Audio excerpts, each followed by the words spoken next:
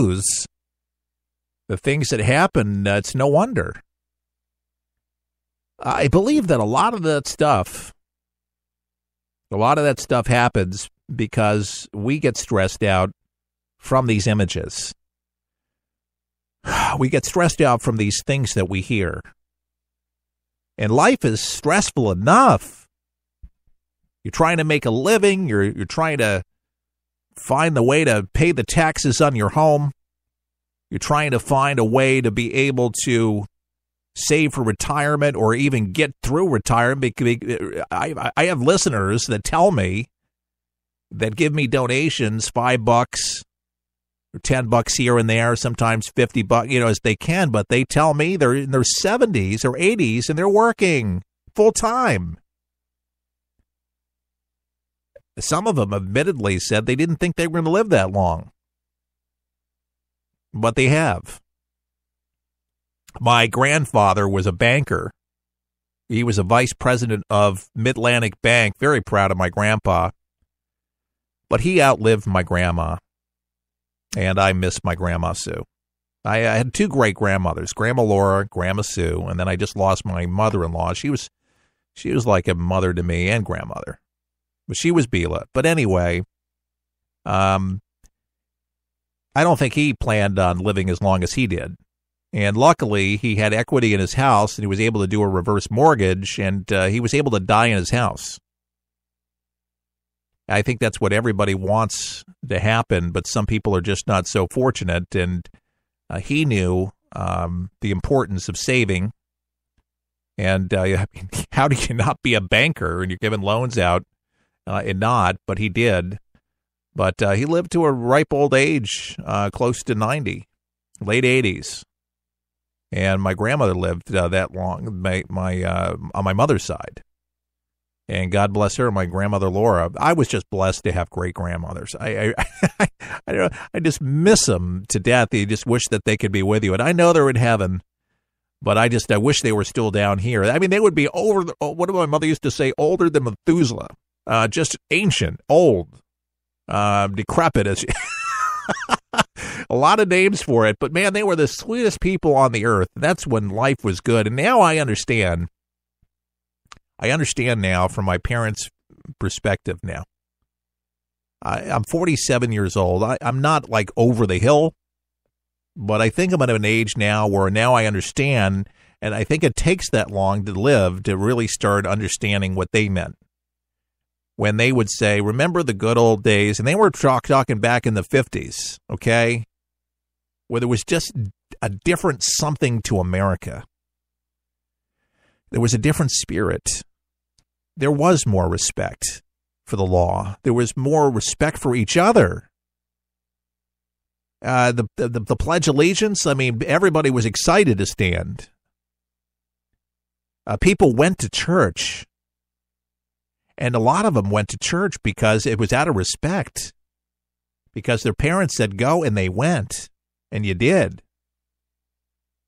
My parents took me to church. I'd have to say, admittedly young, I didn't know what it all meant, but I enjoyed Sunday school. And the pastor was very nice. And it rubbed off.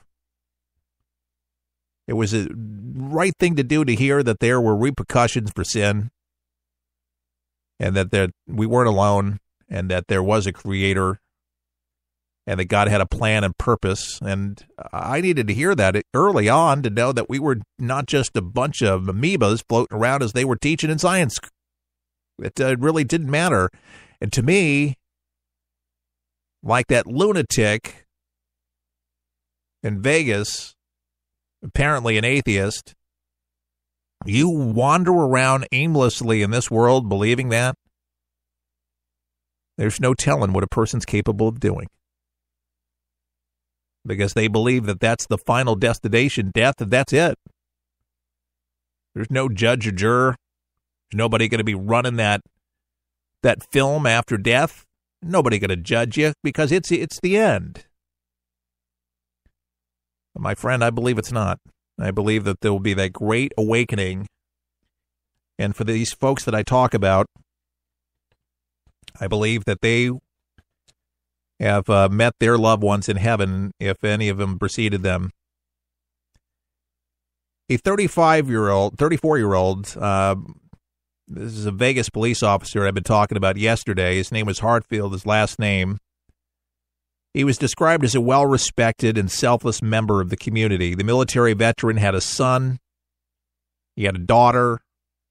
As a youth football coach, he helped every player to excel, said Stan King, whose son played at Hartfield's team. Sound like a pretty nice guy, doesn't he? I'm seeing a tweet. Charleston Hartfield, P, numbered 9008. I guess it's his badge number. Rest in peace, brother. Thank you for your service to your community and to your country. Troy Reet, another friend, said he knew Hartfield was attending the concert on Sunday, and after hearing about the mass shooting, he texted to him to find out whether he was safe. Hartfield never got back to him. Hartfield is named as the author, a book titled Memories of a Public Servant, about his career as a Las Vegas police officer. You may want to look it up. Memories of a Public Servant. 49-year-old Doreen Anderson was the second Alaskan killed in the shooting, according to her husband's employer. She attended the concert with her daughters. Her husband, John, worked for the Alaska Housing Finance Corp. The company's CEO sent out an email on Monday saying Doreen was killed in the shooting.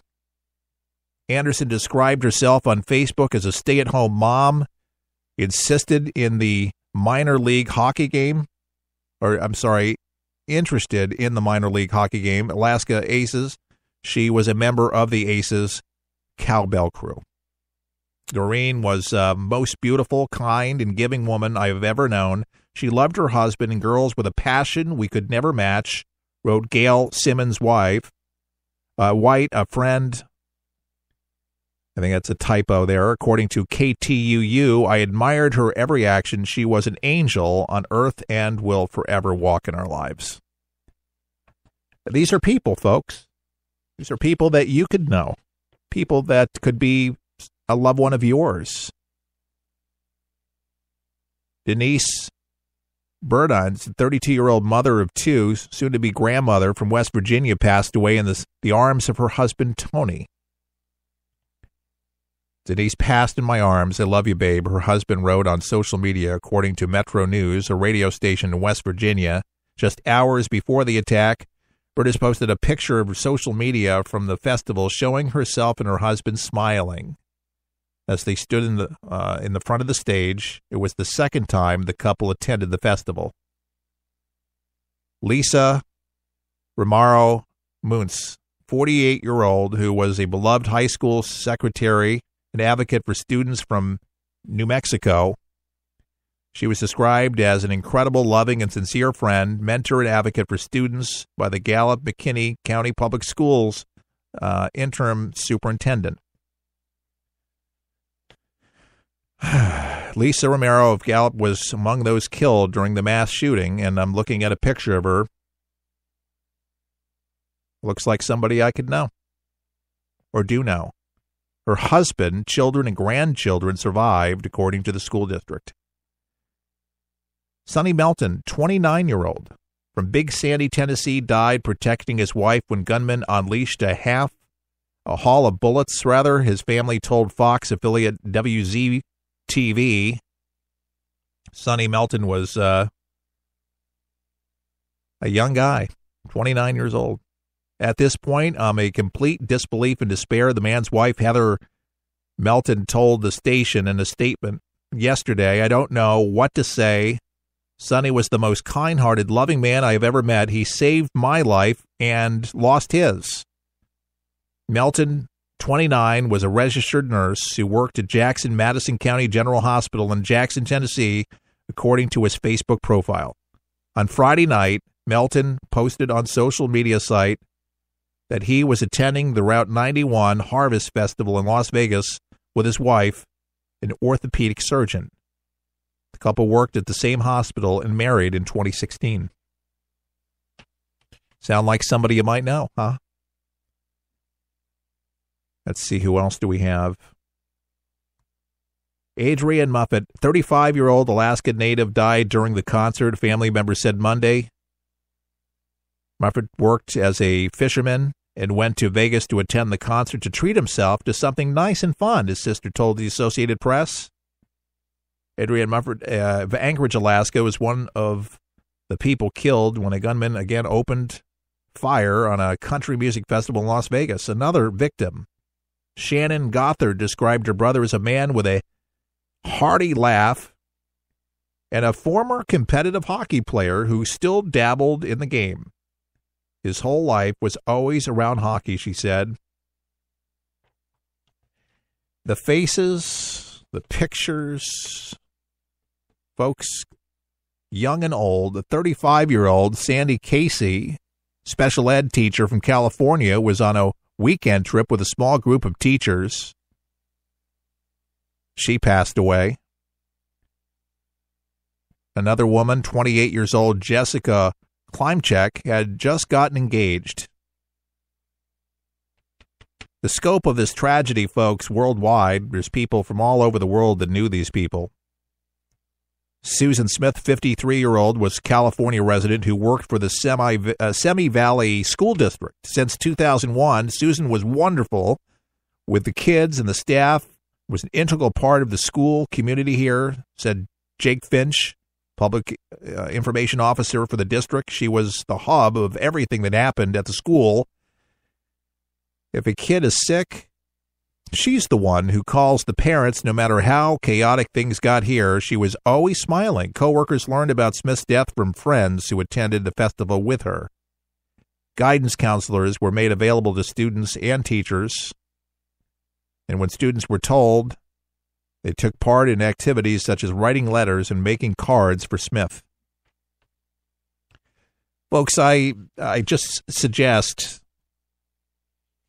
that you get to know a few of these names and not only pray, but remember them, at least some of them. And you heard some of the names. So remember, there's over 500 that are wounded and close to 60 dead. But when you hear the names at 9/11, you remember some of those names, don't you? Maybe you don't know who they were, but they were somebody's sister or somebody's wife or husband, somebody. We should keep their memories alive in our hearts and not forget these people because, again, they could have been our neighbors, our friends, our spouse, our brother, our sister, and they were. And I think this might be a way where we don't become desensitized to so many of these things that are happening. It'd be easy at this moment sometimes to lose faith. But, folks, I tell you, don't. There's a lot of things that are great that happened. Look at the smile of a baby. You ever witnessed the birth of a baby? There's nothing like it. I'll never forget the birth of my daughter. Kissing your wife for the very first time, walking down the aisle. Priceless things, folks. The joys of life. There's more that outweigh the bad, but these bad things do tarnish some of the good things that happened, and it'd be easy to get into a funk. And if you're already depressed enough and are a person that's susceptible to these things, please seek out some fun activity, something you can go do that makes you happy. Get the melatonin going, do some exercise, take a walk, take up some exercising, something, cook a steak, for goodness sake. Put on the game. Hopefully they're not kneeling. That's got to go. But, folks, we have to not forget the folks that lost their lives tragically there in Vegas. Let's keep their memories alive so this doesn't become just the everyday. It's just a shooting, as some people say. Don't let it just be that. These were people like you and me. In a sense, they were our brothers. In a sense, they were our sisters. And if it wasn't already bad enough, a legend has passed away, and